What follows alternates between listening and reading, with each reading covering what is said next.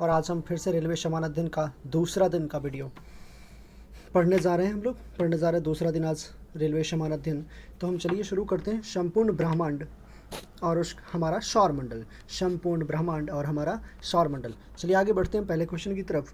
पृथ्वी को घेरने वाला आकाश, पृथ्वी को घेरने वाला आकाश कौन सा है? तो ब्रह्मांड है। ब्रह्मांड का अध्ययन क्या कहलाता है? तो कॉस्मोलॉजी। ब्रह्मांड का अध्ययन कॉस्मोलॉजी। ब्रह्मांड में लगातार प्रसार की घटना बिग बैंग, ब्रह्मांड में लगातार प्रसार की घटना बिग बैंग कहलाती है। ब्रह्मांड की उत्पत्ति में सर्वाधिक मान्य सिद्धांत क्या है? तो महाविस्फोटक सिद्धांत, जिसे हम बिग बैंग थ्योरी कहते हैं। बिग बैंग का सिद्धांत का प्रतिपादन कब किया गया था और किसने किया था? तो बेल्जियम के जॉर्ज लेमेंटियर ने 1894 से 96 में किया था। आधुनिक खगोल शास्त्र का जनक किसे कहा जाता है? आधुनिक खगोल शास्त्र का जनक कॉपरनिकस, पोलैंड को कहा जाता है। कॉपरनिकस कहाँ के थे? पोलैंड के थे। सौरमंडल, सूर्य सौरमंडल का केंद्र है और पृथ्वी उसकी परिक्रमा करता है। यह किसने कहा था? कॉपरनिकस ने कहा था। पृथ्वी ब्रह्मांड का केंद्र है और सूर्य इसकी परिक्रमा करता है। किसने कहा था कि पृथ्वी ब्रह्मांड का केंद्र है? पृथ्वी ब्रह्मांड का केंद्र है, सूर्य इसकी परिक्रमा करता है। टॉलमी ने कहा था। किसने कहा था? तो टॉलमी ने कहा था। परिक्रमा करता ग्रहों की गति के नियम का प्रतिपादन, ग्रहों की गति के नियम का प्रतिपादन जोहानस कैपलर ने किया था। जोहानस कैपलर कहाँ के थे? जर्मनी के थे। ब्रह्मांड का लगातार विस्तार हो रहा था। एडविन हब्बल ने कहा था 1920 ईस्वी में कहा था। सौरमंडल का विकास 4.5 अरब वर्ष पूर्व हुआ था। ब्रह्मांड में मौलिक कण क्या है? ब्रह्मांड का मौलिक कण की बात करें, हिग्स बोसॉन। ब्रह्मांड का मौलिक कण है हिग्स बोसॉन। हिग्स बोसॉन का अन्य नाम है गॉड पार्टिकल। हिग्स बोसॉन का अन्य नाम है गॉड पार्टिकल। सर्न की बात करें, CERN। सर्न कहाँ स्थित है? जहाँ लॉर्ड्स हैड्रोन कोलाइडर मशीन द्वारा 2010 में हिग्स बोसॉन का निर्माण का प्रयास हुआ था। कहाँ स्थित है? जेनेवा में स्थित है। जेनेवा में स्थित है। ब्रह्मांड की आयु 13 बिलियन वर्ष है। ब्रह्मांड की जो आयु है 13 बिलियन वर्ष है। ब्रह्मांड का व्यास 10⁻8 प्रकाश वर्ष। ब्रह्मांड का व्यास कितना है? 10⁻8 प्रकाश वर्ष। ब्रह्मांड में विस्फोटी तारा किसे कहते हैं? ब्रह्मांड में विस्फोटी तारा अभिनव तारा या सुपरनोवा, अभिनव तारा या सुपरनोवा को ब्रह्मांड का विस्फोटी तारा कहलाता है। सुपरनोवा क्या होता है? तो मृतप्राय तारे की विस्फोटक अवस्था, मृतप्राय तारे की विस्फोटक अवस्था ही सुपरनोवा कहलाती है। एक वर्ष में प्रकाश द्वारा तय की गई कुल दूरी प्रकाश वर्ष कहलाता है। प्रकाश वर्ष कहलाता है। प्रकाश वर्ष प्रकाश वर्ष का मात्रक क्या है? तो दूरी का। खगोलीय दूरी का सबसे बड़ा मात्रक पारसेक, खगोलीय दूरी के सबसे बड़ा मात्रक पारसेक है। एक पारसेक बराबर 3.26 प्रकाश वर्ष होता है। प्रकाश वर्ष मात्रक है दूरी का। प्रकाश वर्ष किसका मात्रक है? तो वह दूरी का मात्रक है। एक प्रकाश वर्ष बराबर होता है 9.46 पर पावर 12 किलोमीटर या 9.46 इंटू 10⁻15 मीटर। आकाशगंगा गैसों, बादलों, धूलकणों और अरबों तारों का समूह है। आकाशगंगा क्या है? तो गैसों, बादलों, धूलकणों और अरबों का तारों का समूह है। हमारी आकाशगंगा का नाम क्या है? तो दुग्ध मेखला। हमारी जो आकाशगंगा है उसका नाम क्या है? दुग्ध मेखला। हमारा सौरमंडल जिन आकाशगंगा में स्थित है उसे कहा जाता है दुग्ध मेखला, उसे कहा जाता है दुग्ध मेखला। आकाशगंगा की आकृति होती है सर्पिलाकार। आकाशगंगा की आकृति होती है सर्पिलाकार। आकाशगंगा की सबसे नज़दीकी मंदाकिनी का नाम है देवयानी। आकाशगंगा के सबसे नज़दीकी मंदाकिनी का नाम है देवयानी या एंड्रोमेडा। इंग्लिश में उसे हम कहते हैं एंड्रोमेडा कहते हैं। आकाशगंगा मंदाकिनी को सर्वप्रथम किसने देखा था? कि सर्वप्रथम देखा और तथा बृहस्पति ग्रह की खोज किसने किया था? दोनों बस आदमी सेम है। कौन है? गैलीलियो ने। गैलीलियो ने ही सबसे पहले आकाशगंगा मंदाकिनी को सर्वप्रथम देखा और बृहस्पति ग्रह की भी खोज की थी। नेबुला यानी कि निहारिका है अंतरिक्ष में धूल और गैसों का एक विशाल बादल। अंतरिक्ष में धूल और गैसों का एक विशाल बादल क्या है? तो नेबुला यानी कि निहारिका है। नंगी आंखों से दिखने वाला नेबुला कौन सा है? तो ओरियन नेबुला। नंगी आंखों से दिखने वाला नेबुला ओरियन नेबुला है। पल्सर होते हैं तेजी से घूमने वाले न्यूट्रॉन तारे। पल्सर होते हैं तेजी से घूमने वाले न्यूट्रॉन तारे। ब्रह्मांड का प्रकाश स्तंभ कहलाता है पल्सर। ब्रह्मांड का प्रकाश स्तंभ कहलाता है पल्सर। तारों में ऊर्जा का स्रोत कौन सा है? तो नाभिकीय संलयन। तारों में ऊर्जा का स्रोत है नाभिकीय संलयन।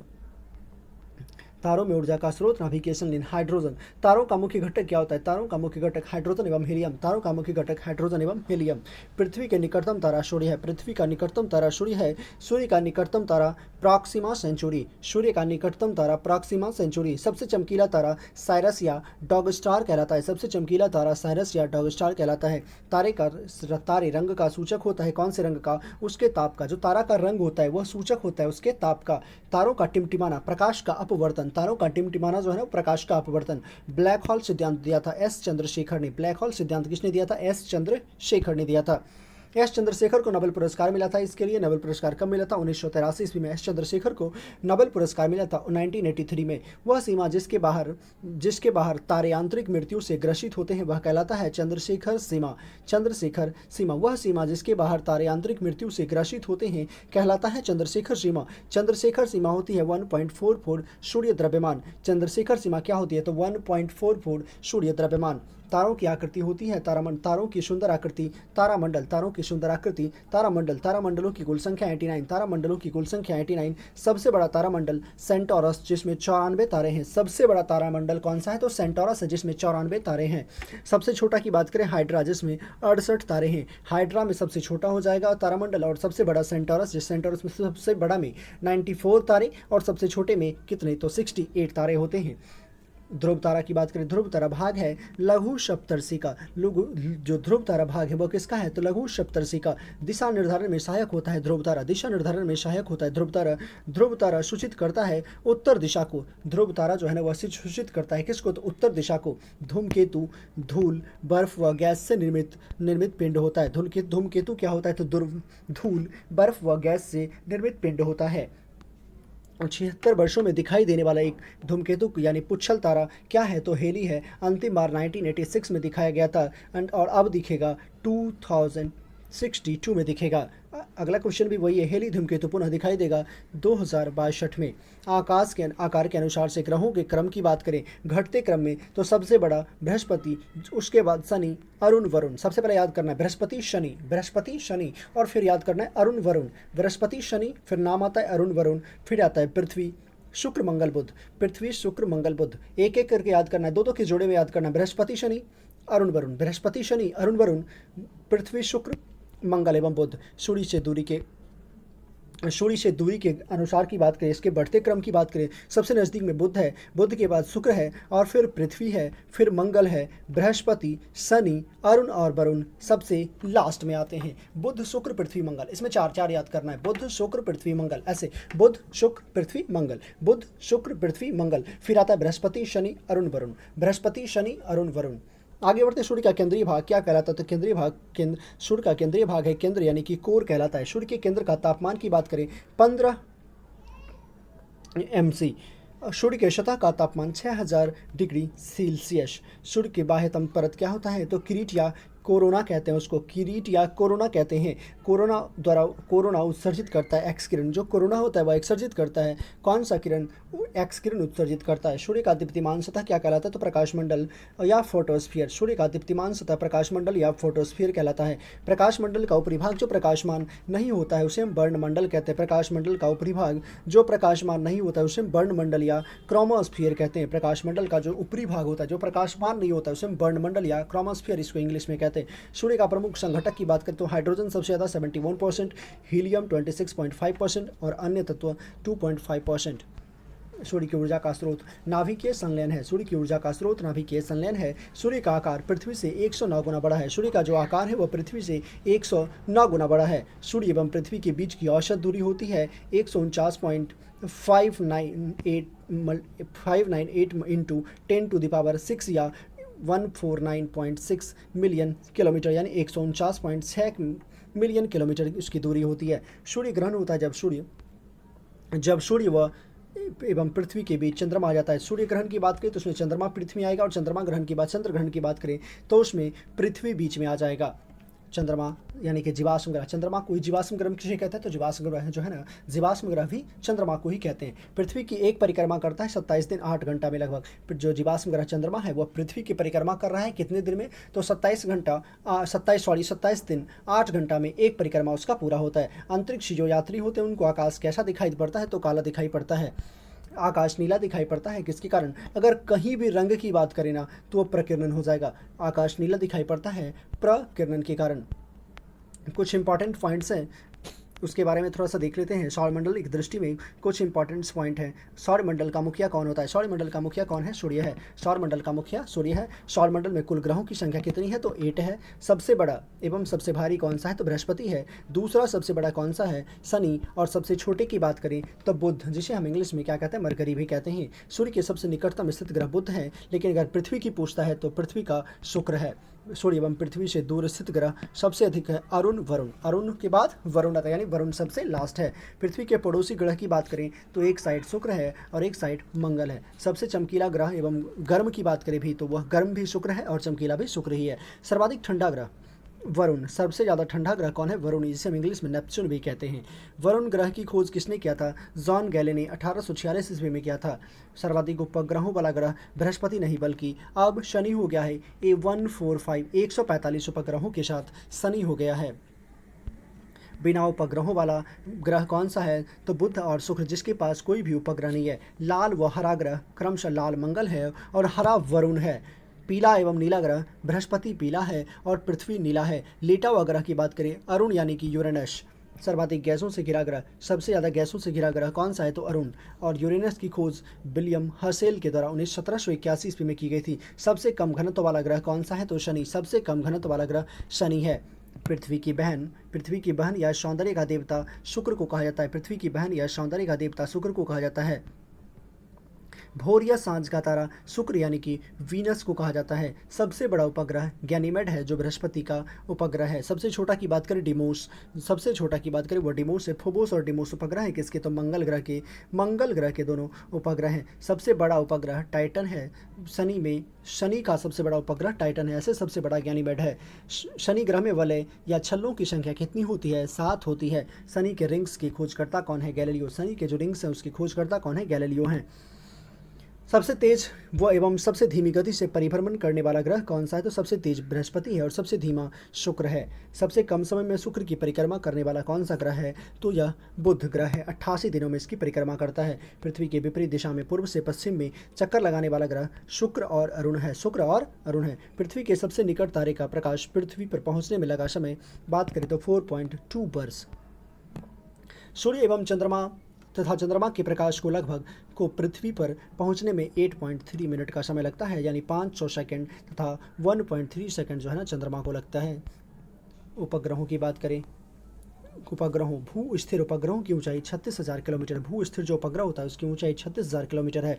क्षुद्र ग्रह मंगल और बृहस्पति के बीच स्थित है। क्षुद्र ग्रह, सबसे बड़ा क्षुद्र ग्रह सेरेस यानी कि जिसकी खोज पियाजी ने किया था। पृथ्वी का एकमात्र उपग्रह कौन सा है? तो पृथ्वी का एकमात्र उपग्रह चंद्रमा है। सी ऑफ ट्रैंक्विलिटी चंद्रमा पर ही स्थित है।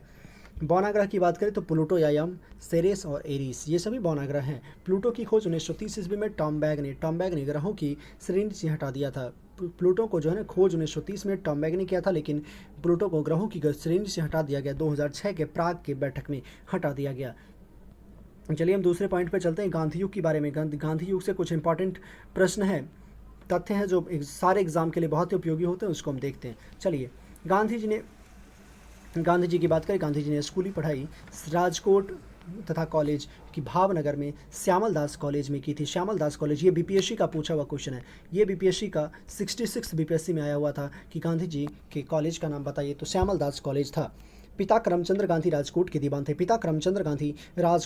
थे। गांधी जी 1888 में वकालत पढ़ने इंग्लैंड गए थे। कब गए थे? तो 1888 में इंग्लैंड गए थे पढ़ने, और 1891 में उन्होंने अपनी पढ़ाई पूरी करके भारत लौट गए थे। कहाँ पढ़े थे? तो इंग्लैंड में पढ़े थे। 1893 में दादा अब्दुल्ला, 1893 में नाम याद रखिएगा, पूछता है कि दादा अब्दुल्ला के बुलावे पर एक मुकदमे के सिलसिले में वे दक्षिण अफ्रीका गए थे, जहाँ उन्हें रंगभेद का सामना करना पड़ा था। ट्रेन से उन्होंने डरबन से प्रिटोरिया जाते समय, और उन्हें के पास प्रथम श्रेणी की टिकट भी थी, जाते समय पीटर मारिट्सबर्ग रेलवे स्टेशन पर उन्हें जबरन ट्रेन से धक्का देकर मारकर नीचे उतार दिया गया। 1894 में उन्होंने नटाल कांग्रेस की स्थापना की। गांधी जी ने सत्याग्रह का सबसे पहला प्रयोग की बात करें 1906 ईस्वी में दक्षिण अफ्रीका में ही किया था। पहला प्रयोग अगर बात करेंगे तो दक्षिण अफ्रीका में किया था, लेकिन अगर पूछेगा भारत में सबसे पहला तो हो जाएगा चंपारण। 1915 में अंग्रेजी सरकार ने इन्हें कैसर हिंद की उपाधि से सम्मानित किया और इन्हें भर्ती कराने वाला सार्जेंट भी कहलाए थे। इन्होंने लोगों ने नाम दिया कि सेना में भर्ती करवाने वाले सार्जेंट का नाम दिया महात्मा गांधी को। 9 19 जनवरी 1915 ईस्वी को महात्मा गांधी अफ्रीका से भारत लौटे तथा पहला भाषण जो है ना बनारस हिंदू विश्वविद्यालय के उद्घाटन समारोह में दिया था महात्मा गांधी ने पहला भाषण। और इसी 9 जनवरी को भारतीय प्रवासी दिवस मनाया जाता है। 1916 में गांधी जी ने अहमदाबाद में साबरमती आश्रम की स्थापना की थी। 1916 में गांधी जी ने अहमदाबाद में साबरमती आश्रम की स्थापना की थी। गांधी जी ने भारत में सत्याग्रह का पहला प्रयोग 1917 में बिहार के चंपारण में किया था। भारत में पूछता है तो 1917 का चंपारण में बिहार वाला हो जाएगा, और अगर पूछेगा पहला तो 1906 ईस्वी में कहाँ हो जाएगा, दक्षिण अफ्रीका में हो जाएगा, जो नील के खेती के तिनकठिया प्रणाली के विरोध में था। तिनकठिया पद्धति का मतलब होता है 3/20, यानी कि भाग पर नील की खेती कराना अनिवार्य बनाया गया था। राजकुमार शुक्ल के आग्रह पर महात्मा गांधी चंपारण आए थे। चंपारण सत्याग्रह के दौरान डॉक्टर ही रविंद्रनाथ टैगोर ने इन्हें महात्मा की उपाधि दी थी। चंपारण सत्याग्रह के दौरान महात्मा गांधी को रविंद्रनाथ टैगोर ने महात्मा की उपाधि दी थी। गांधी जी पहली बार भूख हड़ताल अहमदाबाद मिल मजदूर आंदोलन के समय 1918 ईस्वी में क्या था। 1918 में गुजरात के खेड़ा 1918 ईस्वी की बात करें, गुजरात के खेड़ा सत्याग्रह के दौरान सरदार वल्लभ भाई पटेल गांधी जी से जुड़े थे और 18 मार्च 1919 को रॉलेट एक्ट काला कानून पारित हुआ था। कब पारित हुआ था? 18 मार्च 1919 को, जिसके विरोध के लिए गांधी जी ने सत्याग्रह लीग बनाई और 6 अप्रैल 1919 को देश में राष्ट्रीय अपमान दिवस मनाया था। देश ने राष्ट्रीय अपमान दिवस कब मनाया था? तो 6 अप्रैल 1919 को। ये क्वेश्चन पूछता है कि कब मनाया था, तो 6 अप्रैल 1919 को। जलियांवाला बाग हत्याकांड 13 अप्रैल 1919 ईस्वी को के विरोध में गांधी जी ने 1920 ईस्वी में कैसरे हिंद की उपाधि लौटा दी। मिला कब था कैसरे हिंद की उपाधि? महात्मा गांधी को 1915 में मिला था और महात्मा गांधी ने कैसरे हिंद की उपाधि 1920 में लौटा दी। 31 अगस्त 1920 ईस्वी को महात्मा गांधी खिलाफत कमेटी के अध्यक्ष बनाए गए थे। 31 अगस्त 1920 को महात्मा गांधी खिलाफत कमेटी के अध्यक्ष बनाए गए थे। महात्मा गांधी ने 1 अगस्त 1920 ईस्वी को असहयोग आंदोलन शुरू किया और पहली बार भारतीय राष्ट्रीय आंदोलन में चरखा को अपनाया गया। चलिए हम आगे देखते हैं। 5 नवंबर 1920 ईस्वी को ऑल इंडिया कांग्रेस समिति के 5वें अधिवेशन में गांधी जी ने 1 वर्ष में स्वराज प्राप्ति के लिए 5 नवंबर 1920 ईस्वी को महात्मा गांधी ऑल इंडिया कांग्रेस के समिति के अधिवेशन में गांधी जी ने 1 वर्ष में स्वराज प्राप्त करने का नारा दिया था। गांधी जी के अनुसार असहयोग आंदोलन हिमालय जैसी बहुत बड़ी गलती थी। गांधी जी के अनुसार असहयोग आंदोलन हिमालय जैसी बहुत बड़ी गलती थी। 5 फरवरी 1922 ईस्वी को आंदोलनकारियों ने गोरखपुर जिले के चौरी चौरा थाने को जला दिया, जिसमें 22 सिपाहियों की मौत हो गई। घटना से आहत होकर 12 फरवरी 1922 ईस्वी को गांधी जी ने असहयोग आंदोलन को स्थगित कर दिया था। 5 फरवरी को यह घटना घटी थी और 12 फरवरी को महात्मा गांधी ने असहयोग आंदोलन को स्थगित कर दिया। गांधी जी ने असहयोग आंदोलन स्थगित किया। चौरी चौरा घटना के समय वे बारदोली में थे। महात्मा गांधी बारदोली में थे। 1924 में एकमात्र बेलगांव अधिवेशन कर्नाटक में वे कांग्रेस के अध्यक्ष रहे थे। गांधी जी की आत्मकथा सत्य के साथ मेरे प्रयोग में गांधी जी की आत्मकथा जो है ना, सत्य के साथ मेरे प्रयोग का प्रथम प्रकाशन नवजीवन में हुआ था। गांधी जी ने 12 मार्च 1930 को 78 अनुयायियों के साथ, लेकिन अगर टोटल पूछेगा गांधी जी को मिला करके तो 79 होता है। 78 अनुयायियों के साथ साबरमती से दांडी यात्रा आरंभ कर 6 अप्रैल 1930 ईस्वी को 388 किलोमीटर, इसमें थोड़ा सा विरोधाभासी है, कहीं पे कुछ देता है, कहीं पे 324 देता है, कहीं पे 388 देता है और कहीं पे और भी कुछ देता है। कर दांडी का जो जिला था वो नवसारी जिला में नमक कानून को तोड़ा था। कौन सा जिला था? नवसारी जिला में। सविनय अवज्ञा आंदोलन की शुरुआत की थी और वहाँ पे तोड़ा और सविनय अवज्ञा आंदोलन की शुरुआत कर दी। गांधी इरविन समझौता की बात करें तो 5 मार्च 1931 को, ये भी कहीं पे 4 देता है, लेकिन ये सही क्या होगा? 5 ही होगा। 5 मार्च 1931 को दिल्ली पैक्ट भी कहा जाता है। इसके बाद 7 अप्रैल 1934 को गांधी जी ने सविनय अवज्ञा आंदोलन को समाप्त करने का निर्णय लिया। 7 अप्रैल 1934 को हरिजन सेवक संघ की बात करें, हरिजन सेवक संघ अध्यक्ष कौन थे? तो घनश्याम दास बिरला। हरिजन सेवक संघ के संस्थापक महात्मा गांधी थे 1932 ईस्वी में, और ये भी BPSC 67वीं में पूछा हुआ क्वेश्चन है। महात्मा गांधी और अम्बेडकर के बीच में पूना समझौता 24 सितंबर 1932 को पुणे के येरवड़ा जेल में हुआ था। 1942 में प्रस्तुत क्रिप्स प्रस्ताव को गांधी जी ने पोस्ट डेटेड चेक कहा था। 8 अगस्त 1942 को भारत छोड़ो आंदोलन अगस्त क्रांति के नाम से के दौरान ही गांधी जी ने करो या मरो का नारा दिया था। अगस्त क्रांति किसको कहते हैं? तो 8 अगस्त 1942 वाली जो भारत छोड़ो आंदोलन उसे अगस्त क्रांति भी कहते हैं। और उसी में महात्मा गांधी ने करो या मरो का नारा दिया था। 9 अगस्त 1942 को गांधी जी को गिरफ्तार कर लिया गया सुबह में ही और पूना के आगा खां पैलेस में रखा गया। 1931 में लंदन में हुए द्वितीय गोलमेज सम्मेलन में गांधी जी ने कांग्रेस का नेतृत्व किया था। द्वितीय गोलमेज सम्मेलन गांधी जी एसएस राजपूताना नामक जहाज से इंग्लैंड पहुंचे थे। 1934 में महात्मा गांधी ने कांग्रेस से त्यागपत्र दिया। 15 अगस्त 1947 को स्वतंत्रता मिलने के बाद समय महात्मा गांधी कोलकाता के नोआखली में थे। नाथूराम गोडसे ने गांधी जी की हत्या 30 जनवरी 1948 को बिड़ला भवन दिल्ली में कर दी थी। कहाँ पे किया था? तो बिड़ला भवन दिल्ली में गांधी जी की हत्या नाथूराम गोडसे ने कर दी थी। महात्मा गांधी एक पूर्ण परिचय। पूर्ण नाम क्या था? तो मोहनदास करमचंद गांधी। जन्म 2 अक्टूबर 1869 ईस्वी को हुआ था। जन्म और स्थान पोरबंदर के काठियावाड़ यानी कि गुजरात में हुआ था। पिता का नाम करमचंद गांधी या कावा गांधी भी कहते थे। माता का नाम पुतलीबाई और पत्नी का नाम कस्तूरबा गांधी था। पत्नी का नाम क्या था? तो कस्तूरबा गांधी था। गांधी जी के पुत्र के नाम बताए तो 4 पुत्र थे, हरिलाल, मनीलाल, रामदास और फिर देवदास। गांधी जी की शिष्या का नाम था मीराबेन। गांधी जी की एक शिष्या थी जिनका नाम था मीराबेन। आत्मकथा है सत्य के साथ मेरे प्रयोग। मृत्यु 30 जनवरी 1948 ईस्वी को हुआ था।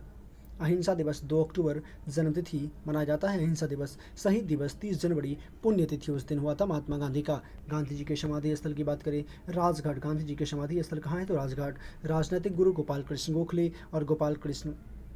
दार्शनिक गुरु की बात करें तो लियो टॉल्स्टॉय। दार्शनिक गुरु पूछता है तो लियो टॉल्स्टॉय और राजनीतिक गुरु गोपाल कृष्ण गोखले थे।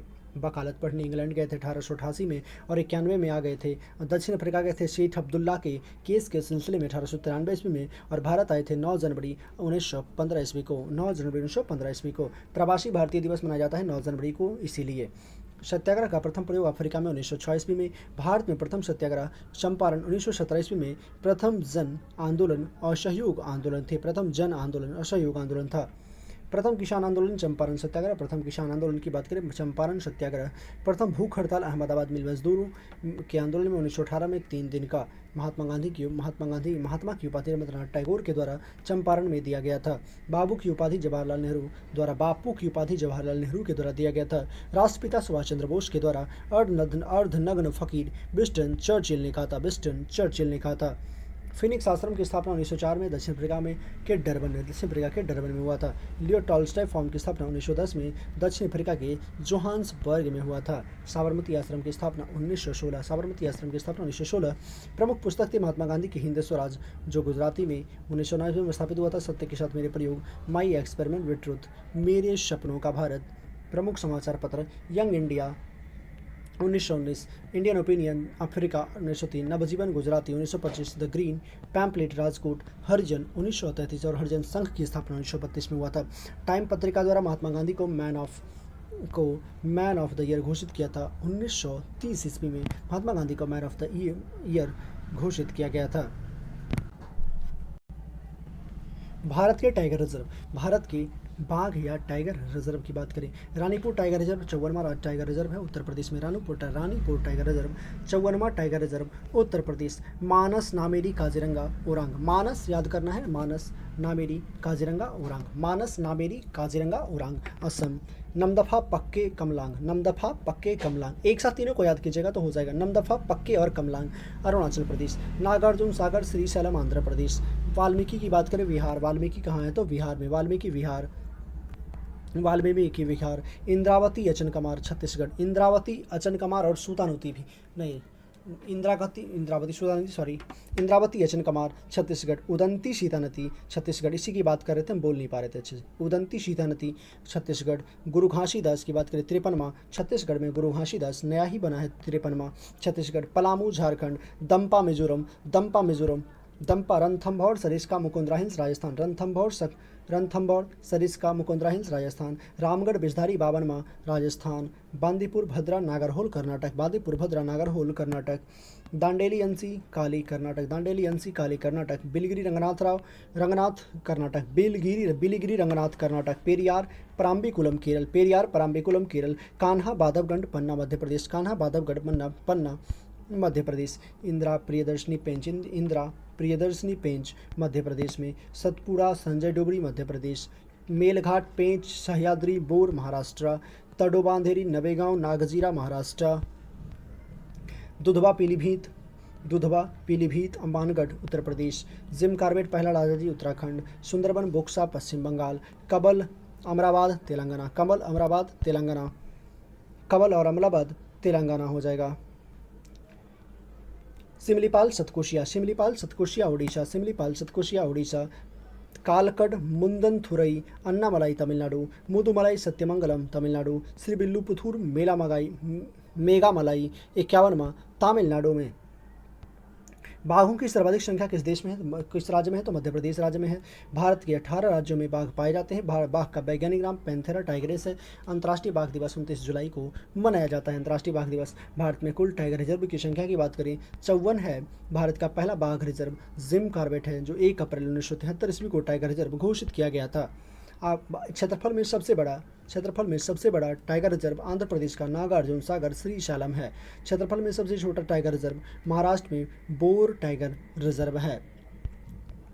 बाघों की संख्या के अनुसार उत्तराखंड का जिम कार्बेट रिजर्व सबसे बड़ा है। कैलाश सांखला को टाइगर मैन ऑफ इंडिया कहा जाता है।